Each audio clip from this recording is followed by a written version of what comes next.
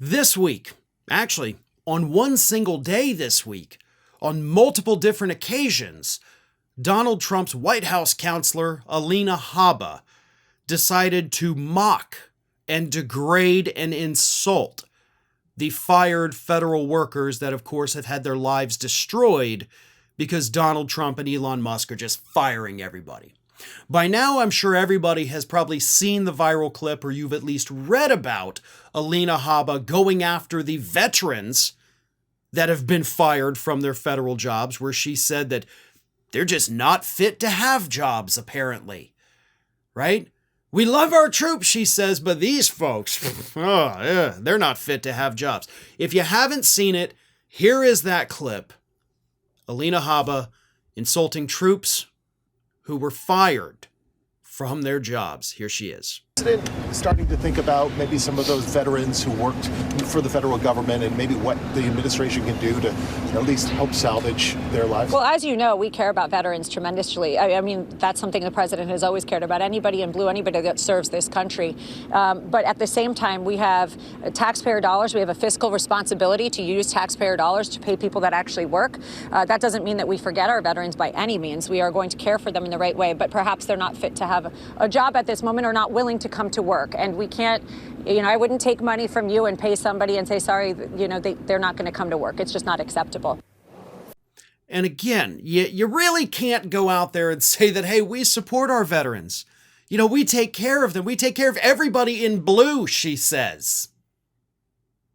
I think she's trying to refer to police officers because, not the uniforms of the military, not always blue. But anyway, right? Let's not quibble over semantics here or colors. But, we support them, but a lot of them these guys aren't fit to have jobs. Look at them, right? I wish that reporter had pushed back even just a little bit. Like, what do you mean they're not fit? Like, not fit how? Not fit mentally? Not fit intellectually? Not fit physically? Are they overweight? Are they missing limbs because they were serving our country and had them blown off? Are they suffering from PTSD after serving our country in wars based on lies? Can you elaborate a little bit, Alina, on how these people are not fit to hold jobs? Meanwhile, you keep failing upwards. You've lost every single case you've ever tried for Donald Trump. And now you get unfettered access to the White House to come and go as you please, wearing your fancy ass outfits because you've made millions of dollars by losing cases for Trump. But those people aren't fit to hold jobs? Now, that is shocking and insulting enough, right? Every veteran in the United States, even every active duty service member, y'all should be offended by this. And you need to remember where it came from, because this is not just Alina Habba saying this. We know for a fact, based on multiple statements over the years, that Donald Trump has no respect for the people who serve our country. He has repeatedly insulted them, degraded them as per usual, right? Like, they're missing limbs. They're gross. Get them out of here. That's a thing that happened. But it got worse, because that's what happened at one point in the day. At another point in the day, Alina Habba decided to go on Fox News, of course, and insult the rest of the fired federal workers, right? Not just the veterans. She's an equal opportunity offender. So she went out there and said this on Fox News about the non-veteran fired federal workers. Yeah, you get fired. You get fired when you don't show up to work. You get fired when you're taking taxpayer dollars and you're not working for the federal government and you are double dipping. That is this administration. Hey, I agree. You guys aren't working. You guys aren't doing a damn thing. You got a lot. Elon Musk is definitely double dipping, getting himself those contracts. So you're right. That is this administration. And I love that you're so goddamn dumb. You don't even know what you just said. I love that. I love how stupid you are. I really don't feel sorry for them. They should get back to work for the American people like President Trump in this administration. Yeah, President Trump, the guy who's already spent tens of millions of dollars, of taxpayer dollars, by the way, golfing. The same Donald Trump who spent 1/4 of his first administration at his own properties golfing. The guy who's already spent 1/5 of his new administration at his own golf courses, golfing. But the federal workers are the ones who need to get back to work, right? They're the ones who weren't doing their jobs. What gets me about this is obviously this is the big talking point, right? These were remote workers. They're not working. Donald Trump told us a week ago, they're out there playing softball, they're playing tennis and golf. Not once has any member of the Republican Party, because it's not just these folks that have been saying it, other Republicans have been saying it for years. Not once have any of you provided a single piece of evidence.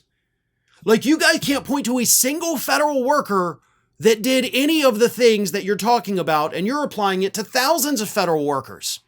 But you can't even show us one time one person did one of these things. Am I saying that it never happened? No. I'm 100% sure that at some point somebody that was supposed to be working was definitely not working. But productivity did in fact go up. So does it matter? The jobs were getting done, and they were getting done more efficiently than ever. So does it matter? Does it matter if somebody took an hour in the middle of the day when they should have been working, but instead they decided to fold a couple loads of laundry? If they got all the work done and then some, and still took time to get their personal lives in order, why is that a problem? That should be encouraged. And I use that example specifically because I am, for the most part, a remote worker most days of the week, and I do those things. But I am also able to more efficiently do my job than at any other point in history because I don't have 20 people parading through my office every day to chit-chat and kill my time. And that's what these federal workers were doing. Not to mention, Alina, you're like, you got to get to work. How? You're selling the buildings. Doge has terminated the leases. Story came out Wednesday morning how the FBI and DOJ headquarters are going to be sold. So where are the people supposed to go? And the people who did come back to work, by the way, when they got back into the office after they canceled all the remote work, like, where's my desk? And they sold it. They had sold off all of the unused office equipment because people were working remotely, and it saved money. But it is what it is. This administration hates veterans. They hate federal workers. They demean them every opportunity they get because none of the people in this administration have ever had to do a hard day's work. That is why they think these people are lazy, because they think they're just like them. Thanks for watching today, everybody. And don't forget, if you're not already, please do subscribe to this channel. We have fresh content going up every single day, and I would really hate for you to miss out on that. And speaking of missing out, if you're not following me across all other social media outlets, then get on it. You can follow the links in the description of this video.